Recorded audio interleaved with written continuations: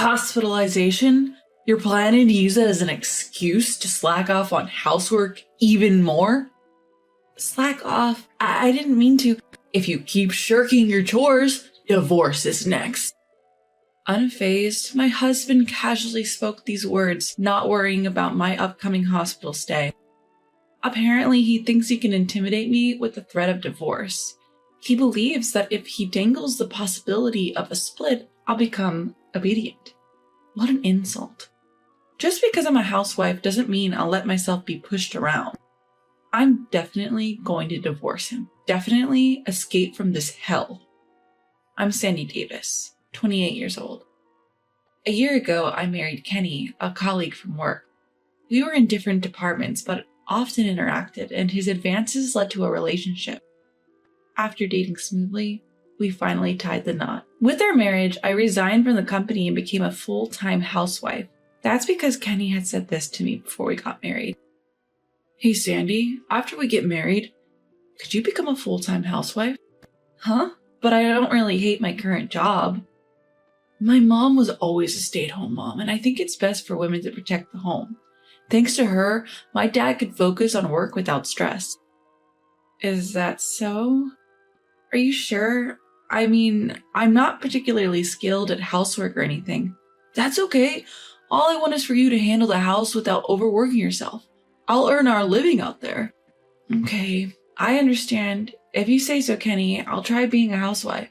So I quit my job and started a new life as a housewife. Managing unfamiliar chores was challenging, but it was my life with Kenny, whom I loved so much. Plus, I lost my parents a few years ago, and my only family now is my husband. I was determined to cherish this life. However, happiness doesn't last forever. One day, 6 months after our marriage, my husband came home from work in an unusually bad mood. Even when tired, he would usually greet me with "I'm home," but not today. He let out a big sigh and plopped down on the sofa. I cautiously approached him. Kenny, welcome home. You seem tired. Are you okay? Dinner's ready. Would you like to eat? Or maybe you want to take a shower first? Hey, Kenny. Can't you see I'm thinking? Stop bothering me. With wide eyes and a glare in my direction, my husband lashed out. I had never seen him this angry before, and I involuntarily flinched. I'm sorry. Despite my immediate apology, he clicked his tongue loudly enough for me to hear it. In an obnoxious tone, he began to take out his bad mood on me. Must be nice just lazing around the house all day. Wait, Kenny, what are you saying all of a sudden? You're supposedly a housewife, but really you're just lounging around while I'm at work. You're really the worst. Hold on. I'm always doing chores around the house. Shut up. You're nothing but a leech. Yet you have the nerve to talk back to me? He suddenly grabbed a handful of my hair and yanked it upwards. I felt an unspeakable fear at his actions. I quickly raised my voice, "Stop it!" But my plea didn't reach him. For the following hour, I was subjected to a barrage of verbal abuse, called an inept wife and a freeloader. I'm reducing our monthly expenses, you know. As he declared, his treatment of me worsened day by day. Initially, he only reduced our spending money by $100, but now I'm only getting half of what we used to. Our relationship wasn't one between husband and wife anymore. It was more like master and servant. This was only a year into our marriage. You might think it's only been a year, but for me, it was a year of hell. From the day Kenny lost his senses, time seemed to crawl at a painfully slow pace. Every night, I was reprimanded and blamed for every little thing. Even so, the reason I stayed with Kenny as a couple was because I couldn't bring myself to truly dislike him. I kept hoping he would someday return to his old self. One day, something happened. I was cleaning around the house when my cell phone rang. Checking the screen, I saw a name that I hadn't seen in a while. Laurie, a former coworker's. Excited by the unexpected call, I immediately pressed the answer button. Hello, Laurie. Long time no see. Sandy, it's been a while. Hey, can you chat right now? Of course. I'm sorry for being so blunt, but Sandy, are you fighting with your husband? Arguing? Why do you ask? I heard through the grapevine. Recently, Kenny has been talking bad about you at work. What's this about? According to Laurie, my husband looks as if he is very dominant at home lately. She can't do anything without me. She's so helpless when it comes to housework. She would be divorced if she wasn't with me. Apparently, he had been bad-mouthing me to our former colleagues and junior staff in his department. Because I used to work at the same company, everyone in his workplace knows me. My former coworkers, familiar with me, seem to have subtly defended me, but it seems that even this did not sit well with Kenny, and he was giving the cold shoulder to the juniors and colleagues who defended me. Because of this, the trust he had built up was crumbling, and the atmosphere in his department was supposedly quite bad. Upon hearing this, Laurie felt concerned and decided to reach out to me. I was at a loss for words after hearing this series of events. Not only did I feel guilty, but I also felt extremely embarrassed that my husband was causing trouble for his coworkers. I'm sorry, Laurie. It seems like Kenny has been causing trouble. It's okay. I'm in a different department, but you need to do something about this sooner. Kenny will be isolated at work. I know, but he won't even listen to me at home. I see. But it would be better to discuss this before things get out of hand. For your sake, and for Kenny's too. Yeah, you're right. Thanks, Laurie. I'll try to talk to him tonight. Give it a try, and if anything comes up, I'm always here to listen. After saying thank you and hanging up the phone, I got back to cleaning. I made up my mind to have a serious talk with Kenny once he got home, and so I waited for his return. Several hours later, my husband came home from work as always. He headed straight for the fridge and grabbed a beer. In the past few months, he hadn't even been saying, "I'm home," nor discussing the events of his day. After finishing his meal, he usually starts lecturing me, so before he could take a sip of beer, I brought up the conversation. "Hey, Kenny, have things been going well at work recently?" "Huh? What's with the sudden question? I'm not so incompetent that you need to worry about me." "It's not about work, actually. I heard something today. They said you've been talking behind my back at work?" "Talking behind your back? What are you talking about?" "Don't play dumb." I rebuked my husband, who tried to play it off. I confronted him, making it clear to my surprised husband. "Hey, what do you want to accomplish? Not just at home, but even at work. You've been bad-mouthing me. What's so fun about creating a negative atmosphere in your department?" "Huh? What are you saying? Do you realize everyone is having a hard time because of you, Kenny? Why can't you see that? If you want to talk bad about me in front of me, then do as you please, but don't cause trouble for your colleagues too." Right after I said that, a sharp sound echoed in the room. I felt a dull pain on my left cheek, slowly spreading.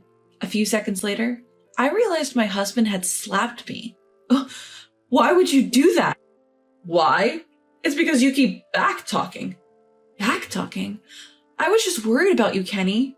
"Shut up! There's no reason for you to be ordering me around. Get it? You can live because of me. If you understand that, just keep quiet and take care of the house." He spat out the harsh words with a strong tone. I was unable to articulate a response.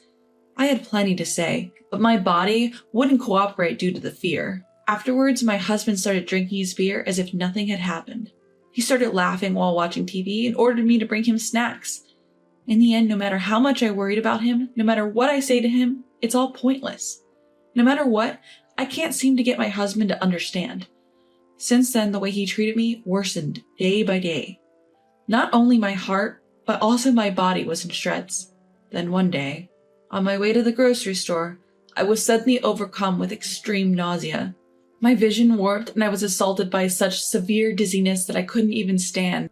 When I regained consciousness, I found myself in a hospital bed.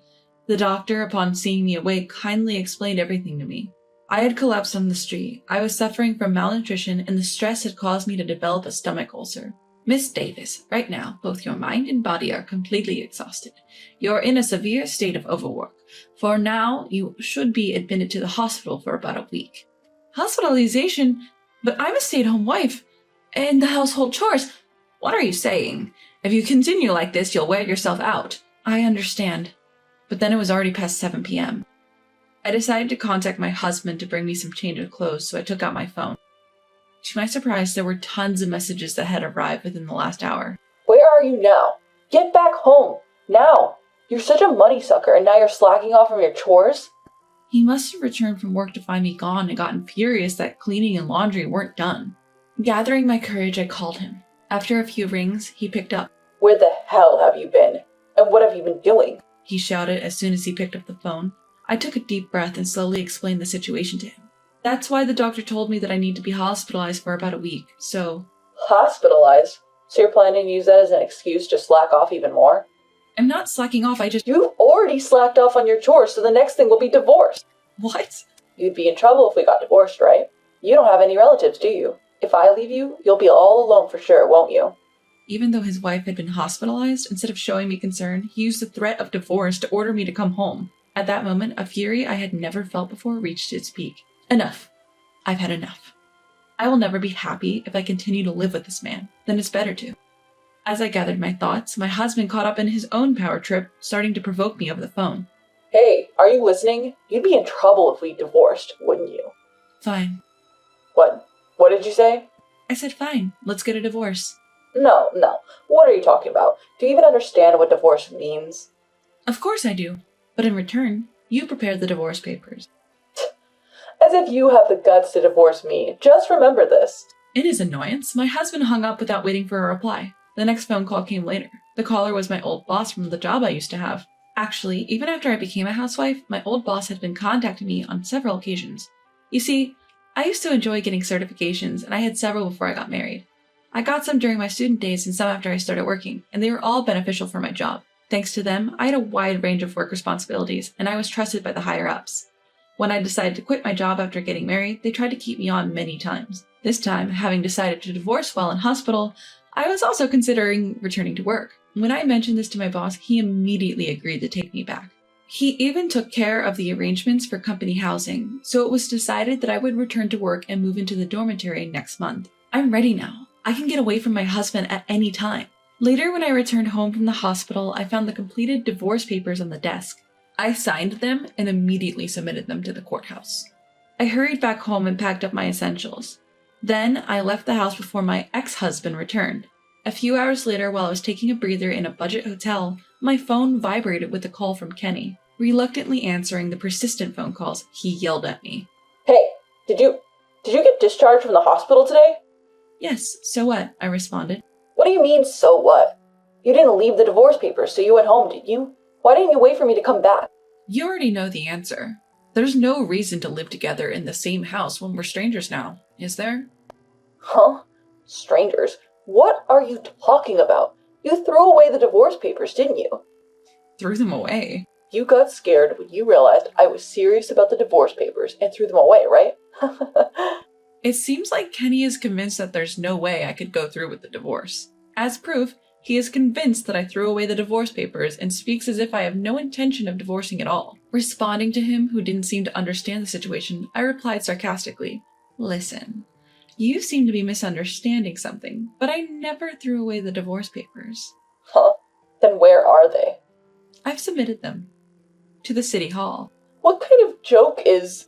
It's not a joke. It's already been accepted, and you and I are now strangers. We'll never have to deal with each other again. At that explanation, he raised his voice. Don't mess with me. Whether he couldn't believe what I said or not, he started blaming me again. You. There's no way you can divorce. You who have no family? No job?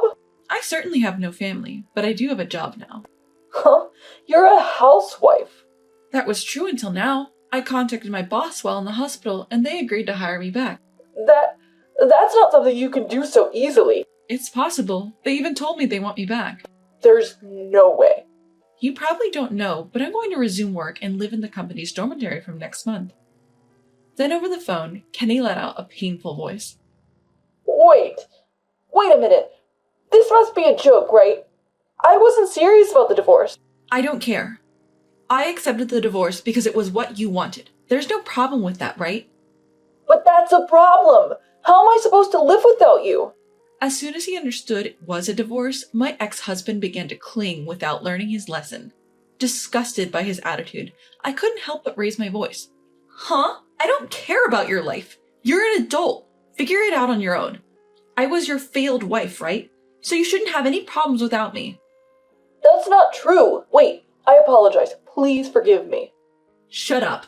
I don't love you one bit anymore. I will never forget how you treated me like a slave. Don't ever appear in front of me again.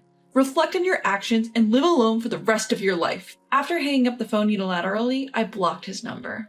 I made sure we would never have to interact again. That being said, My new job is at his workplace. The news of our divorce spread through the office. Because he badmouthed me at work, he seems to be looked at as getting what he deserves. He started to feel out of place at work and began taking unauthorized absences. As a result, Kenny was fired for misconduct. Thanks to this, all connections with him were completely cut off. He ended up in debt due to the alimony I demanded after the divorce. Losing his job and even incurring debt, I don't know what he's doing or where. The one thing I'm sure of is that he isn't living a wealthy life. His unhappiness is my only consolation after the torment I've suffered. From now on, I will work for myself and live for myself. I will regain the freedom that I lost during our marriage.